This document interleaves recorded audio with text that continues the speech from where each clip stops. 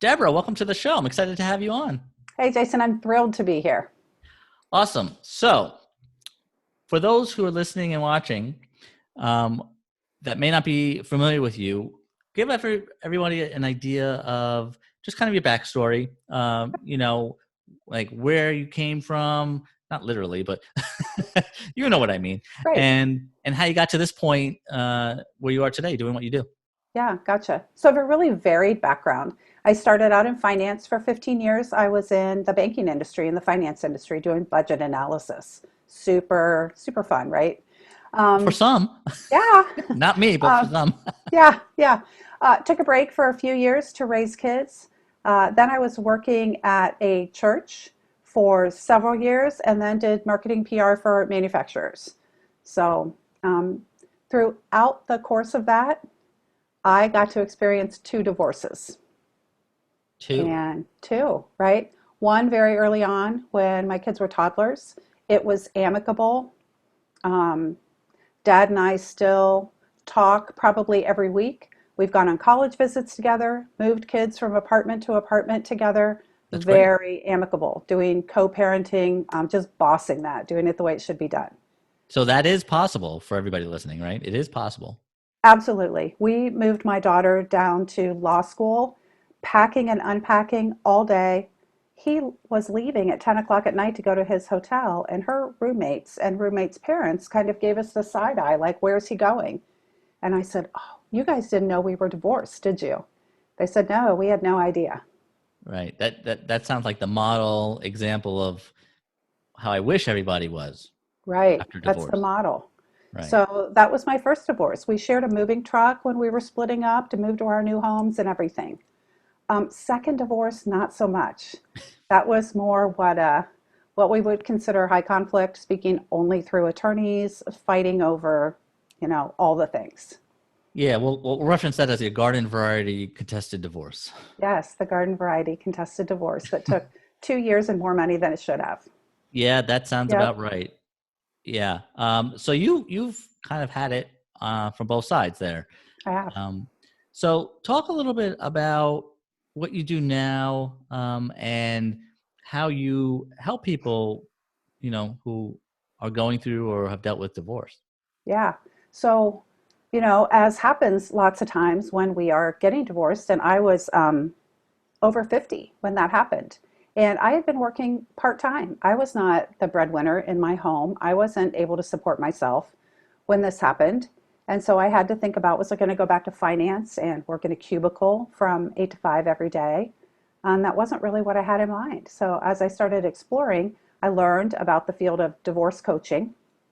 So I started to explore that, um, went through some really rigorous training, got certified in that, and then decided to pull my financial background in. And so I sat for the Certified Divorce Financial Analyst exam so that I could really dig in with my clients into the money issues in divorce, Yeah, right? Because we know those are a big piece, if not the biggest. if not the biggest. And then I realized my clients could really use help with negotiation skills and understanding the mediation process. So Yeah. I went through all the training with the Ohio Supreme Court, through the fundamentals of mediation, family and divorce court mediation, and even in through the domestic violence specialty. Yeah, it's And so important. yeah, And talking about mediation, it's so funny to me, but it's not funny. I was just speaking with a coaching client of mine who was preparing for a mediation. She has an attorney, mind you. hmm And when I was doing the session with her, and I said, "Okay, well, what has your mediation told? Not what has your mediation? What has right, your attorney told you about mediation so far?" right, So I don't repeat it. Um, she basically stood there, virtually, and was like, had that confused deer in right. headlights look. Like, Yeah, they hadn't really talked about it at all, which exactly. dumbfounded me. And so I basically prepped her for the mediation process. But right, you would think an attorney would do that. I mean, as an attorney, Right, I did that when I represented people. right, But so it right. just astonished me that, right, you would think Yeah, somebody's ready for mediation, but they have no clue. they really don't, and that's kind of why I wanted to do this. And then I added on some pastoral counseling training, so Okay. that I really feel like I want to help these clients be their own best advocate, right? We don't punt to our attorneys. We don't punt to somebody else in this process. I want them to feel really empowered and in control of their own. I don't want them to walk into a mediation and feel like they don't know what's happening No, that's and the they're worst thing. victimized, right?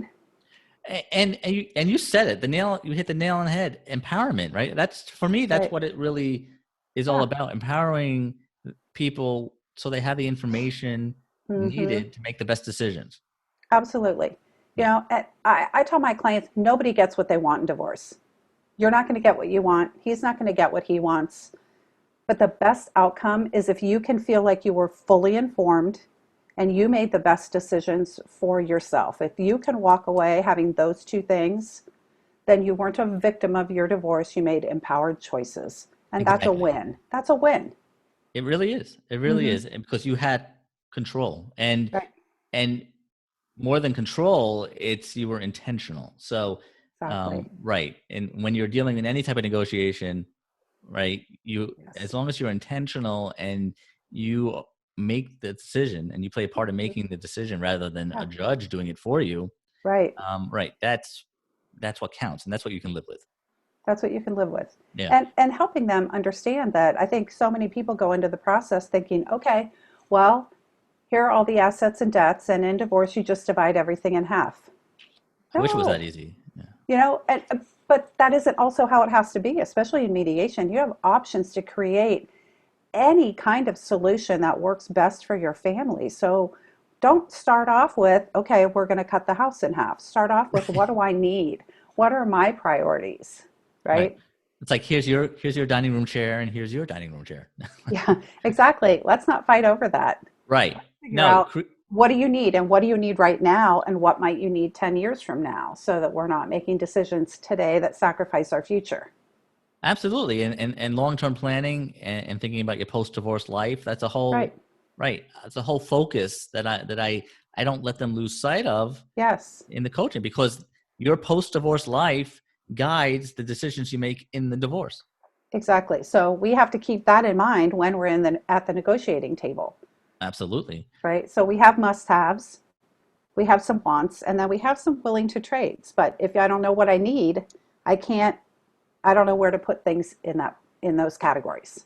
Right. Yeah. The needs and want exercise. I do that all the time. And Yeah, I sound like I'm talking to myself. maybe we are. Yeah, no, you're much prettier than me, Joe. Oh, thanks. Um, Um, but you the know what that means, though, is that we're coming at it from a perspective that is helping the client advocate. And I say fear is the most expensive thing in divorce. And so, what we're doing when we help the client understand what the process is going to be like and feel like they're prepared for it, they're less afraid. So, they're using their attorney more effectively. They're hopefully getting through the process more quickly. They're spending less of their kids' college fund on their divorce, Oh, absolutely. right? And that's one of the reasons why I quit representing people as a divorce attorney because I got so tired of being involved with people spending their children's college funds, let's say, or all their Yeah, retirement on divorce attorneys. Eh, right. it's like I did not want to be part of that, Mm-hmm. and because it sickened me, right? We work so Right. hard, people work so hard, and then at the end of the day, we always say you're supposed to act in the best interest of the children and think Mm-hmm. about them. And but Right. when you're liquidating everything you have to Right. fight with each other, you're not doing that. We're not doing that. No. So yeah, that's why one of the reasons I just said I had enough. Um, Yep. but so let's talk about fear. Yeah. And especially fear of money, like fear in general, like you said, I Mm. think it drives. It's such an inhibiting thing to deal with, and Well, you it never want to is. make. I think we've all heard the expression: you never want to make important decisions when you're emotional about something. Mm-hmm. Well, I would say you never want to make important decisions when you are scared and have fear. Um, Right. Right. so how do you Because how do you prepare for that? right. Well, one of the reasons we don't want to do that, and I know you and I went through a lot of the same coaching training, is when this part of our brain, that amygdala, gets fired up, that fight or flight reflex, the actual logical part of our brain can't work. Right. So when you are fired up with fear, you can't make really good decisions. So we need to make sure people aren't in fear, and that's part of our job. So um, a large portion of my clients have been stay-at-home moms or the lower earners, kind of like I was. And so when their husband files for divorce or when they decide that it's time to go, one of their primary fears is, how am I going to buy groceries? How am I going to afford rent or a mortgage payment? I don't Or an even, attorney, right? right, right. I don't even know if I can, right? So one of the exercises I go through with them when they are, ideally, I will work with them before anything happens. That I is like ideal. for Yes. them to come to me when they're thinking it might be time to go. Yes. And we work on something I call an exit strategy. Don't tell your spouse yet. Let's Right. think it through. And let's figure out, maybe today isn't the right time. Maybe it's 6 months from now. But we start with your post-divorce finances. What will those look like? Where are you going to live? What are your expenses going to be? What money are you going to need on a monthly basis? So we start there because if we can create a plan so that she knows month to month she'll be okay with housing and groceries and her car payment, that's a big exhale Oh, well, huge. right there. But how do you get to that point if I'm sure you've worked with many people, I know I have, who, for whatever reason, Hmm. were not involved with the finances. They don't even know what accounts exist. Right. Um, maybe they're aware of one joint account, but Yep. that's it, and Hmm. based on incomes, there has to be more, they just don't know. And They so don't know. how do you help somebody determine, in the preparation phase is what we're talking about, which is, I agree, Yes. the ideal time because time is on Right. your side. Um, Yes. but how do you get them to figure this stuff out if they are, for the most part, clueless financially? It's really hard. And some of it you can't do, right? Right. Some of it you can't do until you get to the discovery phase because you don't have passwords. There's no paper trail. There's nothing you have access to. Yeah. I know it's But scary, but it is scary. But what you can do is you can look at what your expenses might be. You can do that. You can consult with an attorney if you have an idea of what your spouse makes. If you have an idea of what you make 20,000 a year. You have an idea that your spouse makes about 100 and you have two children. A consult with an attorney will give you a rough estimate of what spousal support and child support might be. right, So that's right. going to give you a ballpark figure, your income and those two levels of support to put into your budget to start ballparking these things, and then And knowing, I hate to be cliche, but it really is half the battle. I mean, knowledge is the antidote to fear. yes. And um, that's what we really do as coaches, really Hmm. empower people with information, right? Right, for sure. So, so what else? How else do you help people regarding money and their fear of money? Right. Like, because fear of money, I mean, it's huge. Even outside of divorce, it Yeah, I think drives and consumes people.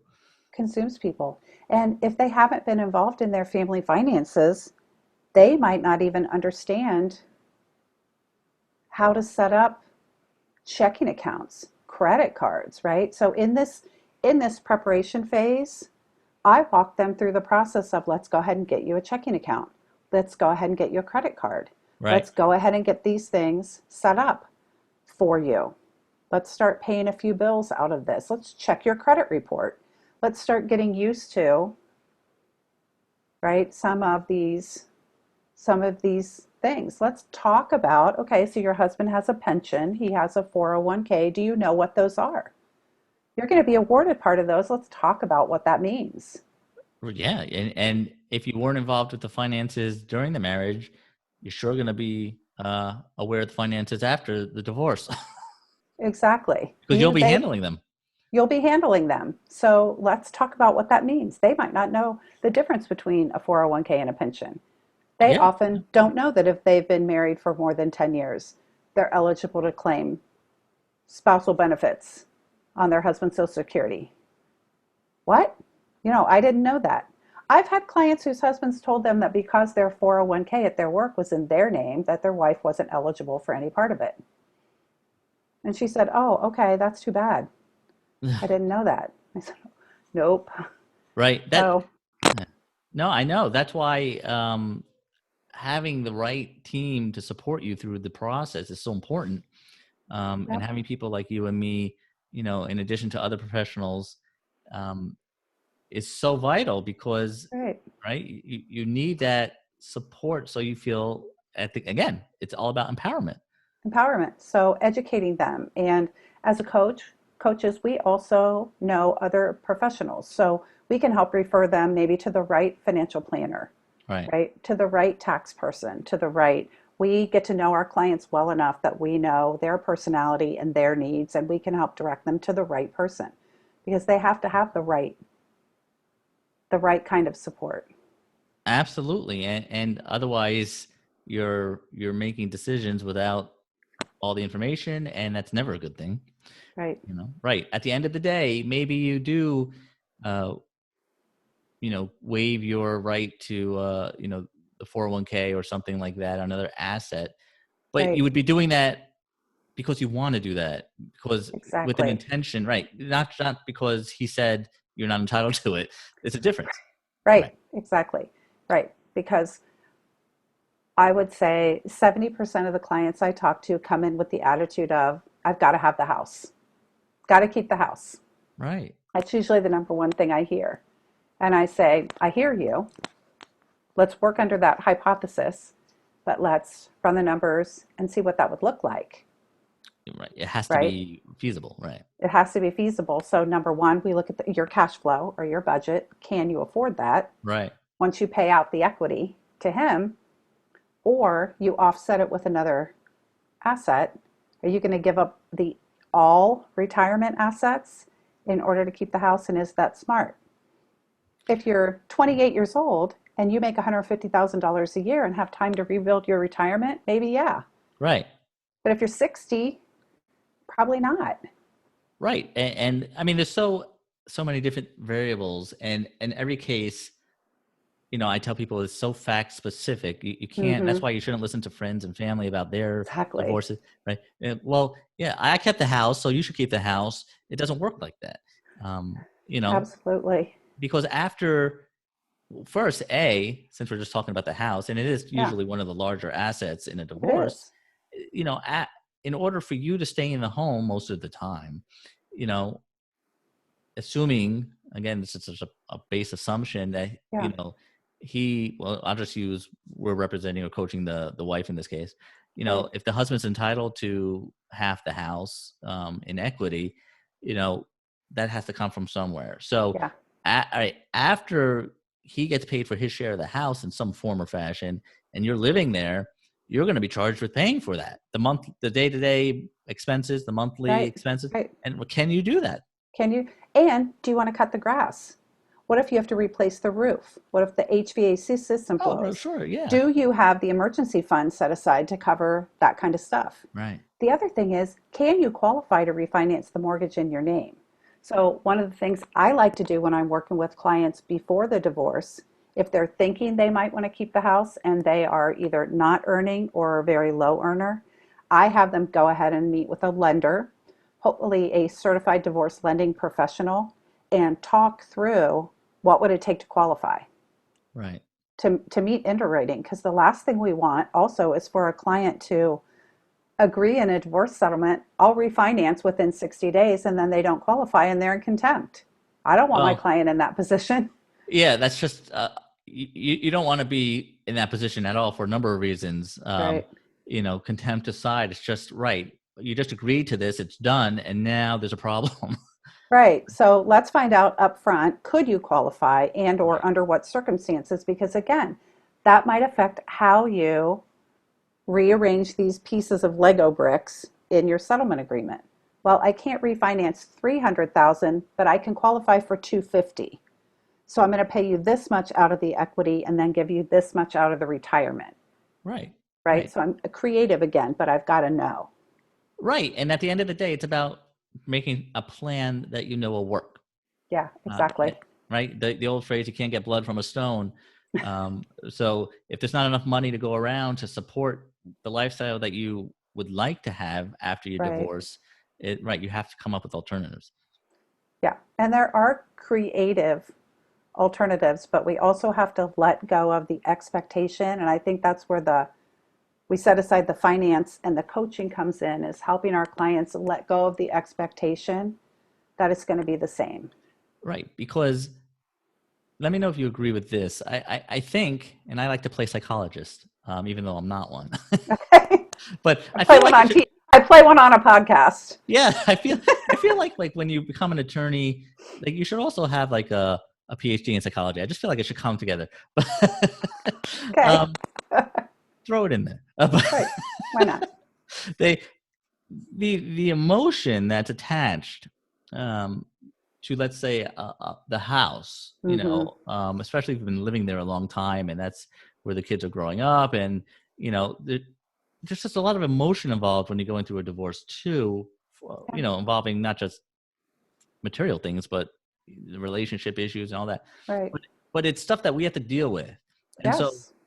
part of our role with our clients is kind of separating out the emotion from really the business of the divorce, Right. right? And that's hard. Exactly. But setting expectations and right, kind of telling them, because people are so easily can get tunnel vision and get stuck on this. I have to Mm-hmm. have the house. I have to be in the house. Right. Um, I can't live anywhere else. I can't. I can't. And my kids cannot live anywhere else. Mm-hmm. But setting those expectations and it's almost like kind of teaching and counseling them through the why, and Right. um is what we do. Right. Right. And sometimes it's asking a lot of why questions. Okay, why? And they give it, what then? What then? And get down to the real issue, you know, Yeah, the real issue that's there, the real fear that's underneath all of it. Because it really may not be the house, it may be something else, right? exactly, And right. a It's like a friend of therapy. mine, right, a friend of mine said a really important thing, and that is sometimes we need to remind mom that for the kids, home is wherever she is. It's not this particular structure. Home, especially if you've been the primary caregiver, home is wherever you are, It's an environment. It's not a location. right? Yeah, Exactly. yeah, So, yeah. No, absolutely. And so I'm so glad that we share the same vision. Again, I feel like talking to myself. well, hopefully all the good divorce coaches are helping their clients do the same thing, and that's be informed and advocate and process their emotions over here so that they can make good decisions over here. Because I think we've all met somebody who went through a divorce and they use terrible words and they got screwed and it was awful. And then they're living with that. I don't want my clients to live with this cloud over them. Right. I want them to say that happened and now I'm going to do this. Right. And I'm going to be better for it now. Yeah. Right. Because Going to live right, yeah. part of your post-divorce life is you kind of start with a fresh canvas, Yeah. and you get to now, paint the picture with obviously what you have. Yeah. But yeah, it's an opportunity. And so I Yeah. try to frame it that way. It is. And to pull your psychology back in, it's we can really reap the benefits of post-traumatic growth, right? This change that we didn't want to happen happened anyway, but what can I learn from it and how can I be better after it? Right. It's adversity. Going through a divorce is adversity. Nobody, again, I always say nobody gets married hoping they get divorced. Right. Mm-mm. But it happens. And right at the end of the day, maybe you wanted it, maybe you didn't. Um, Right. but if you didn't want it, you can't choose to not have it happen. Yep. And again, psychologist, if you didn't want the divorce initially. Why would you want to be with somebody who doesn't want to be with you? Right. Right. So that's a bad situation. So no matter what, Hmm. hopefully it can be better after. After, yeah. Yeah. And especially if you were the one that didn't want it, there's a great quote that's something along the lines of, uh, "Someone once gave me a box of darkness, and it took me a while to realize it was a gift." I never heard that, but I like it. It's something, I don't think that's exactly the quote, but it's something about that. It's like, I get yes, it. someone gave me something hard and painful. And after a while, I realized that it's kind of what I needed. It was good for me. And I know I'm just like a book full of cliches today, but like if it doesn't kill you, it makes you stronger. Are you going to break out in a Kelly Clarkson song right now? No. Come on, do it. Which one? Which one? What doesn't kill you makes you stronger. Is that an actual song? I'm pretty sure that's Kelly Clarkson's song. Now I'm gonna have to look it up after you're this. gonna have to look that up. Yep. uh, Oh, but yeah, and the other thing I think we help people do when you're talking about kind of shifting your mindset when we talk about parenting, because we started off with my story about how I'm co-parenting with my ex and that's going so smoothly. It's we help clients. I'm mad at him because I'm getting divorced. And so it takes them a while. We can help coach them through shifting that relationship from a romantic one to a business partnership, really, yeah. right? And their business is raising happy, healthy kids. And it takes a while for that transition and supporting them through the understanding that it is going to be bumpy for a while, but that doesn't mean you aren't going to get there. Absolutely. And you both have to, if you both want to get there, you will get there. You will. It It, won't, might not be today. It right. might take 6 months, it might take a year, but just keep working on it. Like most things in life, nothing is happens overnight. I mean, everybody wants that immediate gratification in general these days, Yep. but um, with divorce, especially, right, working with a Yeah. coach, your life isn't going to change overnight, but it's a process, and it's Right. about creating a plan, a strategy, and Yeah, working towards that. Right. absolutely. So, Deborah, that was well. I know we're talking about divorce and it's so negative, but I was like, that was fun. Yeah, but the positive part of it is if we can make it less painful, less expensive, and a better process for people, I'm going to take that as a win. I'm with you on that one. You're going to go through it anyway, so let's try to make it a little More less palatable. horrible. And Right? at the end of the day, I always say, no matter how bad it is, like if we can't laugh a little bit, what are we doing? What are we doing? Yeah. Yeah. Thank you so much for Thank being on the you. show. It's amazing. Where can people find you? They can find me at debrahdoak.com, debradoak.com. Okay. And you have a book. I do. I have a book. I'll cover this up so you can't see that I wrote my copy on it, but it's High Conflict Divorce for Women. Awesome. So if you have reason to believe you're seeing some of the signs that your divorce might be very conflicted, my book will give you some coping skills and legal strategies for all the stages before, during, and after. And where can I get it? You can get it on Amazon, Barnes& and Noble, any of your booksellers, Great. or my And website, or your website, right? or my website. Direct from the source. Yep, Well, thank you so much absolutely. again. I really loved having you on, Thank and you. hopefully, people have some sort of sense that they don't have to fear, everything financial when going through a divorce. Absolutely. Just find the right team. There's people out here that can help you. There's two right here. Two right here. Thanks so much, Deborah. Thank you so much.